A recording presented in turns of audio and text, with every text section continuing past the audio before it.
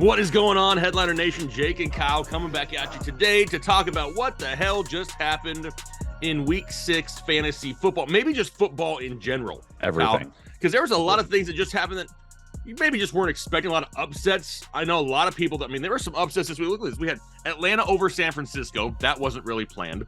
How about the Jets, going into Green Bay, beating Green Bay?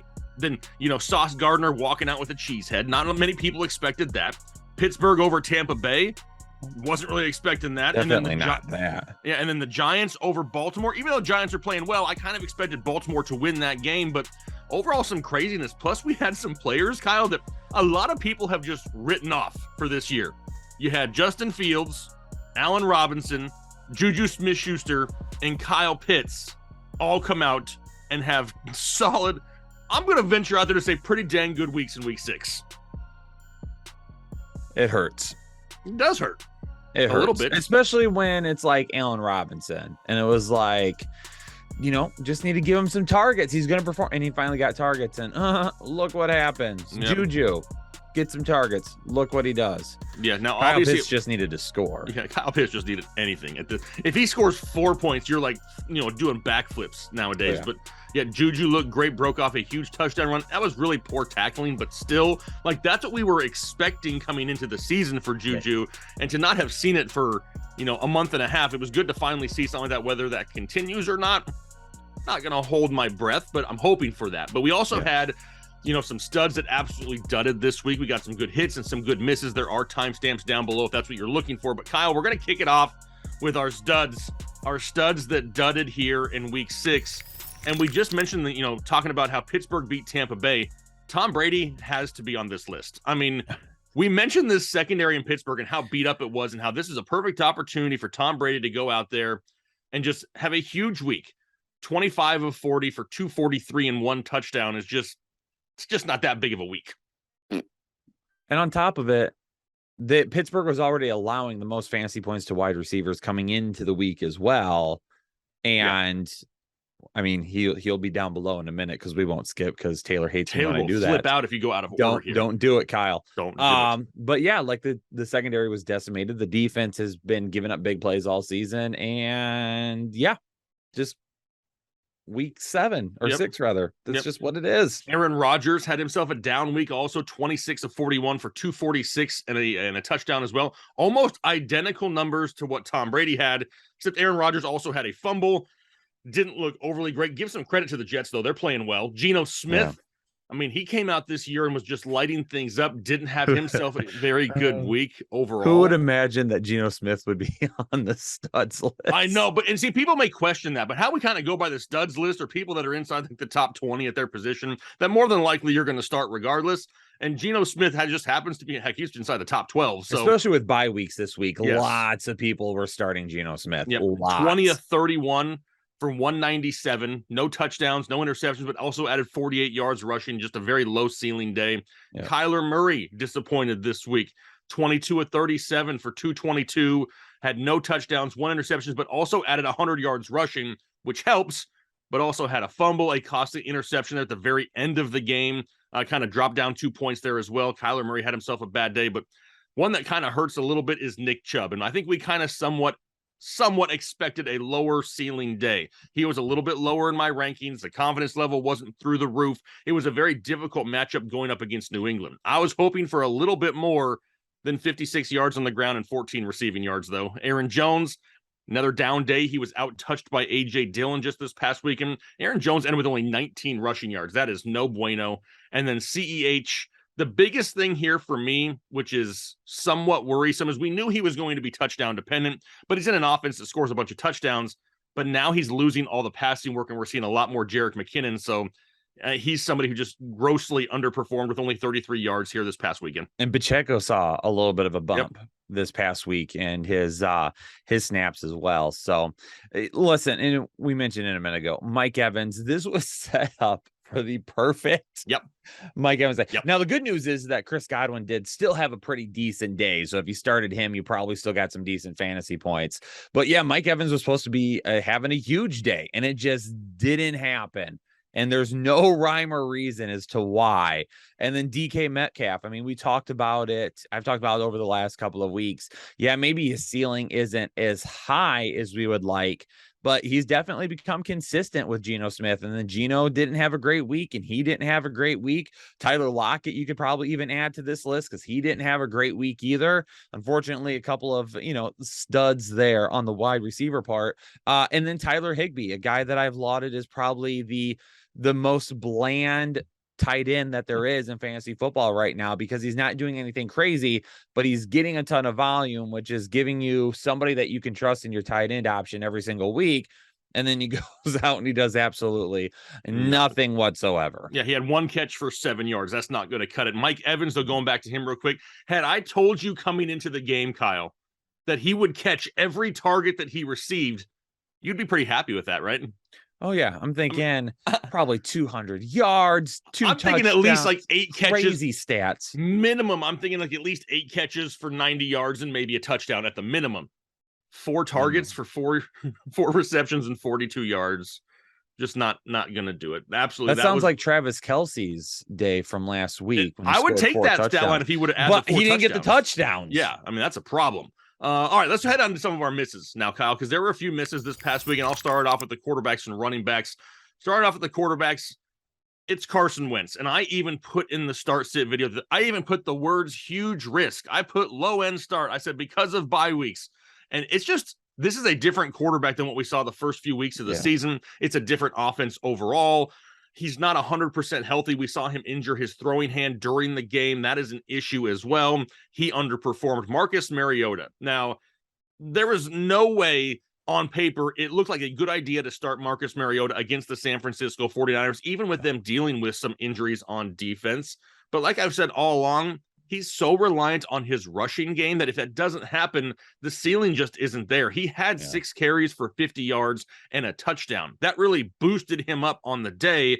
However, he did have 2 passing touchdowns as well. Like we mentioned earlier, Kyle Pitts found a way to get a touchdown in there that helped Marcus Mariota. Matt Ryan, last week I can recall everybody and their mother, maybe their second cousins, everybody was talking about how washed and how much Matt Ryan sucks.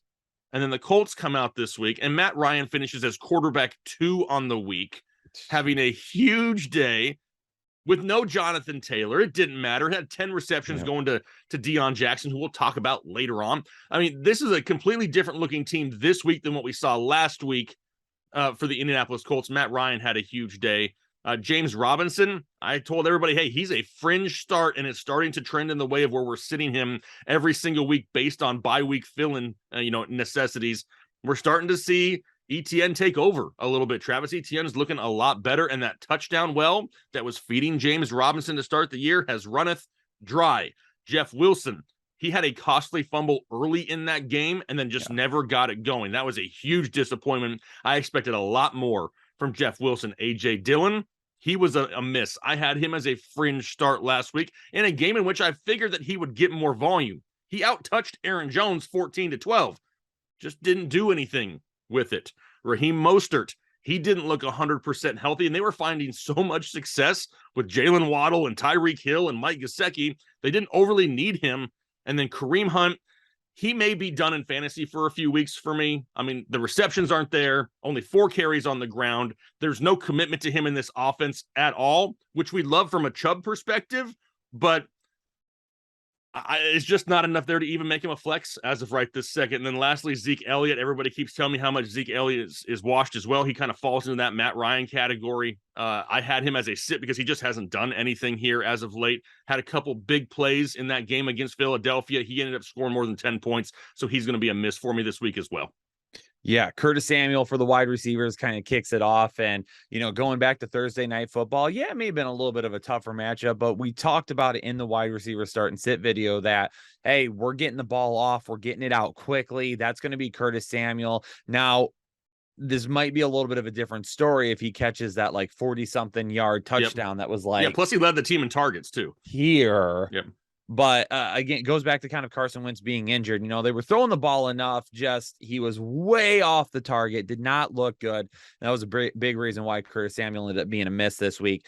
Garrett Wilson and the entire New York Jets offense, if you're not named Breece Hall, is a big concern right now. They are starting to run the ball a little bit more. This past week against Green Bay, defense did what they were supposed to. Michael Carter on the ground, Breece Hall on the ground, pushing the ball down the field, controlling it. Zach Wilson only had like 100 and something yards passing, so he didn't even have that big of a day. But we talked about this a couple of weeks ago too, with Zach Wilson coming back. What team were we going to see that Joe Flacco had prepared us for at the beginning of the season? Elijah Moore didn't even have one target this past week. Corey Davis, who had kind of become like a safe option, like he hasn't done anything. Garrett Wilson, who had showing ton of upside at the beginning of the year, he's not doing anything now. That entire offense is going to be difficult to try and figure out moving forward. With that one, you had Joe Flacco at the beginning of the year, like you mentioned. He was getting like 50 pass attempts a game. Yeah. Zach Wilson had 18 yesterday. Yeah, they're not doing it 18 anymore. 18 is just not going to cut it.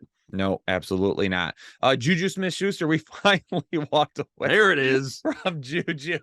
Finally said, you know what? All right, maybe we got to be done for right now. And it wasn't really Juju's performance that was concerning us. And let me try to explain why. If you're a member, a couple of weeks ago, I did a member video breaking down game film of Kansas City and Juju. And he was getting open. Like Juju's talent hasn't been the issue. The issue has been they just have spread the ball around so much. And that's not necessarily a bad thing for them, but it's not the same offense that we've seen in the past where it's like, hey, we're going Tyreek and Kelsey and that's it. And then you've got somebody coming out of the backfield. They're really utilizing all of their weapons right now. And Juju's just kind of fallen into the category of he's getting a decent amount of targets, but he's just not getting nearly enough workload where we're going to be starting him every week. Big touchdown, another big catch after that. Maybe this is a sign of some things to come. I would like it to be, but something we have to continue to monitor. That breakout game for him finally came, his first touchdown in like 12 games, I think they said, or something crazy like that. Like since 2019 or something. I don't know. Yeah, so it's been a while since he scored. And then Brandon Ayuk.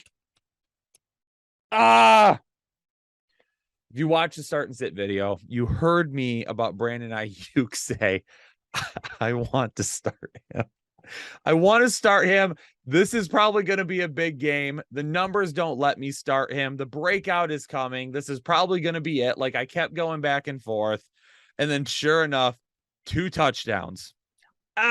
He's actually now a top 24 wide receiver because of this past week. So big week for Brandon Ayuk. I'm only going to take half a loss on this one, Jake. If you can't tell me any differently, Headliner Nation. I have to take a full one here. I'm not doing it. I'm taking a half of one.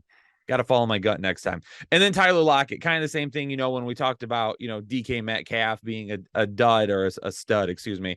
When we talked about Tyler Lockett there for a second, it's the same thing. Like this was a dude that, again, maybe the ceiling was huge coming off last week. I mean, the huge performance against New Orleans. So like, all right, here we go. Here's that ceiling again. In Tyler Lockett fashion, he disappears the week after. Yeah. Just a different quarterback throwing to him this time. Robert Tonyan, just didn't trust him this week. He hadn't really been doing anything.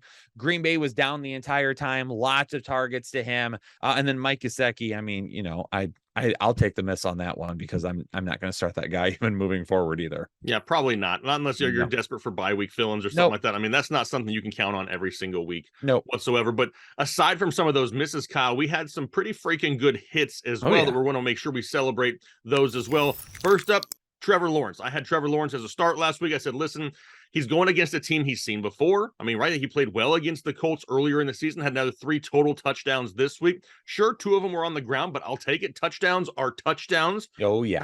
Kirk Cousins continues to be a guy. And he actually got 4 extra points from those touchdowns because they were rushing in that pass. Look at that.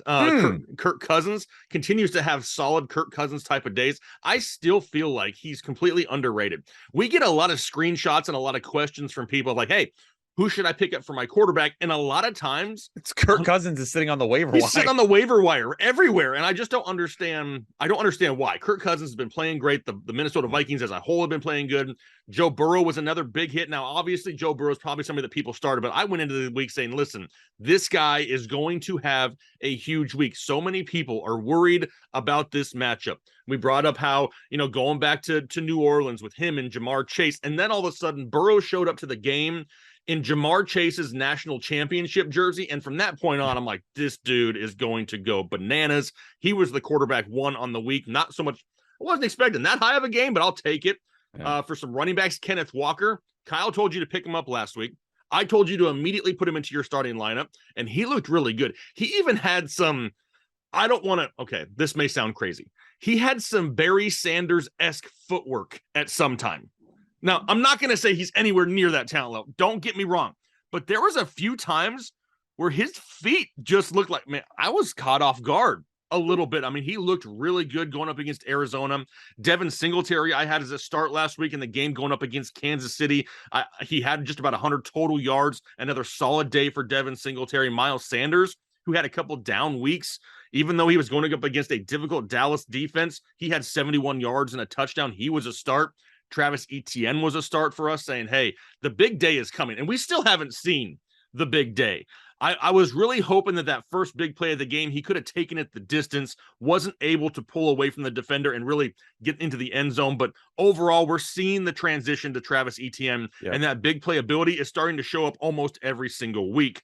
Tony Pollard was a hit. Why was he a hit? Because I told you to sit him. So many people are still on this Tony Pollard is better than Zeke train. He's not. Tony Pollard is a big play guy that will occasionally put up 10, 15 points, but more times than not going to score you 4 or 5. And then Ramondre Stevenson, I ranked him at running back 7, Kyle. And I thought, you know what? That's pretty spicy. There's a lot of still some solid guys out there. Running back 7's high. Dude finished as running back 2 as of right now. He had 91 total yards and 2 touchdowns. This makes our tail wag because we've been high on Ramondre Stevenson for a long time.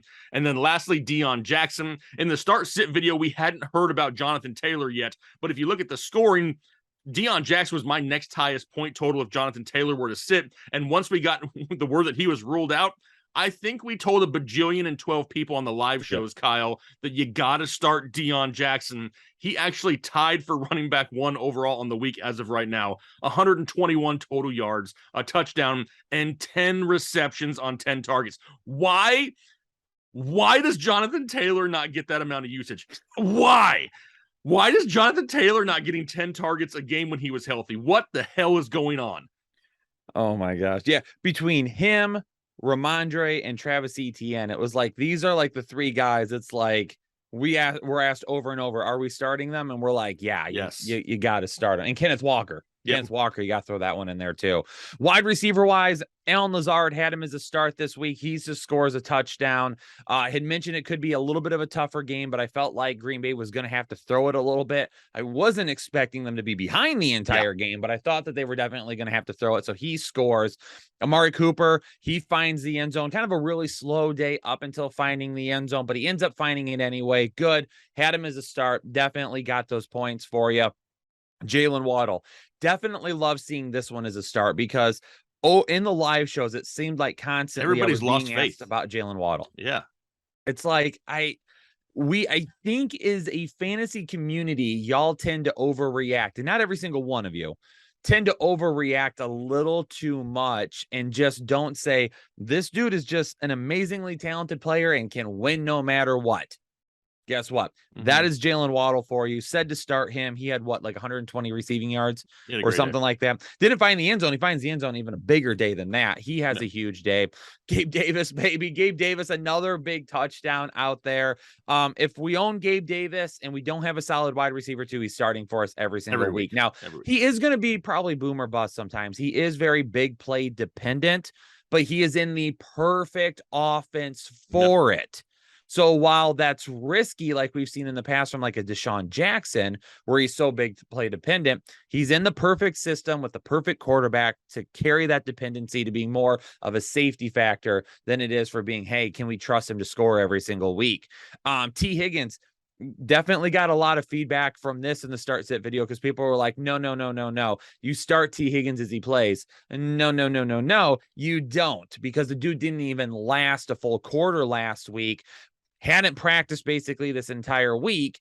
We were not going to trust it. Listed him as a sit. He ends up sitting. Adam Thielen said great touchdown potential this week. He ends up scoring. Devontae Smith had a great game this week. Going up against Dallas, really thought that he could find the end zone. He does that as well. Michael Pittman was another one that I was getting a lot of flack on last week. People are like, we can't start Michael Pittman anymore. This defense or offense doesn't look good enough. People way too concerned with Alec Pierce right now. And I said Alec Pierce is probably a good thing for Michael Pittman. He Michael takes Pittman some attention away. Oh, yeah, 100%. Michael Pittman has a huge day in the receiving game. 10 receptions, I think, well over 100 yards. George Kittle finally had his bounce back performance at the tight end position. He becomes fantasy viable again, thank goodness. And then Zach Ertz had a great matchup this week. Unfortunately, for Marquise Brown, who's dealing with an injury. Now at this point, we might be able to still continue to trust Zach Ertz. There was some concern that when DeAndre Hopkins comes back, that Zach Ertz might be somebody that we have to walk away from. Marquise Brown dealing with that injury now. So this performance that we've seen so far this season could continue. Absolutely. We'll take that 100% at the tight end position, because Zach Ertz may not be big and flashy, may not be the Mark Andrews, the Travis Kelce type numbers, but he's somebody you could literally leave in your lineup and just forget about it, because you know he's going to probably walk away with 8 to 10 points a week and probably be a solid tight end option for you. Good to see him continue to produce. But Kyle, it was a crazy week overall in week 6. I'm not going to sit back and say that week 7 is not going to be much easier to predict. I mean, there's some crazy things going on in football, but overall, the trend is going up in fantasy football. I can say that. I can see it in the comments every week. I can see it in Discord every week. People's teams are starting to improve after that slow start, and that's why we tell people, just don't panic off the start. Don't get too cute. Don't try to outthink yourself. Patient, please. Just be patient, because these big names are coming around and they're helping your fantasy teams here, middle of the season, where everybody can make a run. But Kyle, that's going to do our wrap up our recap here for week 6. Looking forward to week 7. Waiver wire video just dropped here just a couple hours ago, so make sure you check that out. And then all the start sits and rankings will be coming here very shortly. So do us a favor, hit that like button, consider subscribing if you haven't already. If you haven't, why not? It's week 7. It's time to subscribe and start getting some more information in there so you can make some better decisions. But for myself and Kyle, we're going to get out of here for the day. So hopefully you have a great rest of your day, a good week, and we'll talk to you later.